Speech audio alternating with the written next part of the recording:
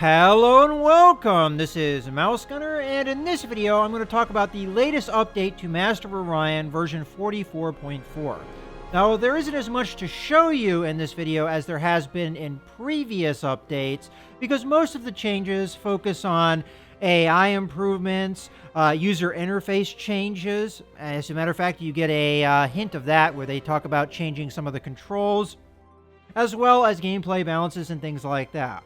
One of the main changes outside of that is the removal of the minor civilizations that were added into the game with the last update. Now, from my personal experience, this was a part of the game that really wasn't ready for prime time. It was very buggy. I had a lot of problems with the minor civilizations, and hopefully, if they get reintroduced into the game, now the patch notes do say that this change is temporary, so if they do get reintroduced to the game, hopefully they'll be a little bit further developed than they were with the last update.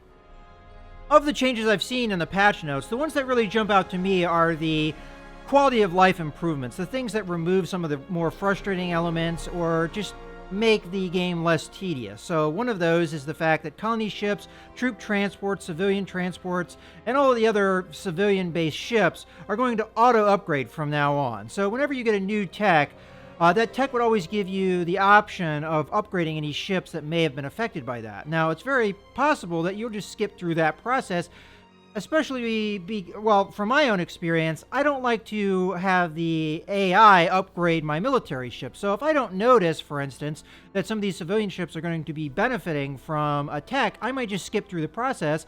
And that point was the only point that I could have upgraded them because these civilian ships are not in the ship designer. So that's a real quality of life improvement, that this happens automatically so that you can't really miss out on any improvements for your civilian-based ships. Another change that I find significant is the focus on the AI improvements, particularly the improvements to diplomacy. Now, this is one of the parts of the game in my playthroughs that I find the most frustrating, is the way that the AI handles diplomacy. Right now, I just don't feel like the diplomatic aspects of the game are really where they need to be in a working fashion. Some other changes are some added espionage missions, as well as a lot of changes to tactical combat. So let's go ahead and jump in here and take a look at some of these changes. So first, let's start up a new game here. From the cloudy planet Altair. And I'm just going to go ahead with the Alkari just to expedite things. And we'll start off in a small galaxy.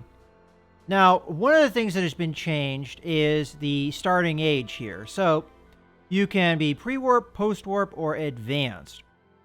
Now, I think post-warp is the default and what we're used to seeing. I'm actually curious what the difference between some of these are. So let's first load up a pre-warp, and we can also do show advanced settings, and some of the things in here have also changed. So you can change production speed, population growth. So if you want to have faster population growth, you can do that. So those have been added in as well, these changes here. But let's go ahead and load in a pre-warp game here.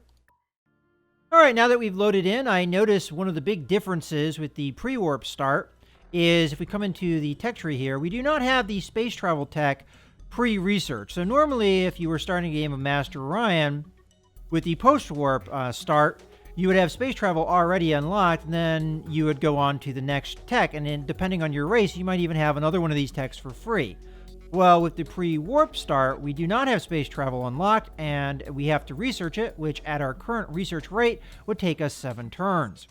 Also, if I come back out here, there are no spacecraft here. No colony ship, no scouts, no frigates, nothing. And if I come into my planet here, I also do not have the means to build any of those. All I can build is a marine barracks and a missile base. That is it. That is all I can start with. So a very much slower start with the pre-warp setting than you would normally get. Now I've loaded up a game with the advanced starting age selected, and let's take a look at the tech tree to see the main difference here. So we start with a lot of techs right out the bat. So all these ones in yellow are ones that we've already researched, and the ones in blue are the ones that we can research now. So you get a lot of techs right out the bat with this start. Let's also take a look at our starting fleet here. So we have 2 colony ships in this start, a space factory, 2 scouts, a frigate, a destroyer, and a cruiser. And on our home planet, we have a number of structures built. So these are all the buildings that we start with on the advanced start. And we also have a number that we could build beyond that based off of all of the tech that we started with. So this obviously accelerates your start, whereas the pre-warp start slows you quite a bit down.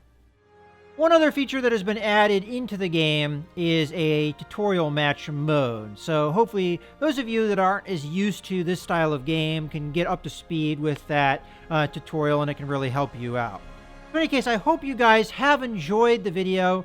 This is Mouse Gunner signing out.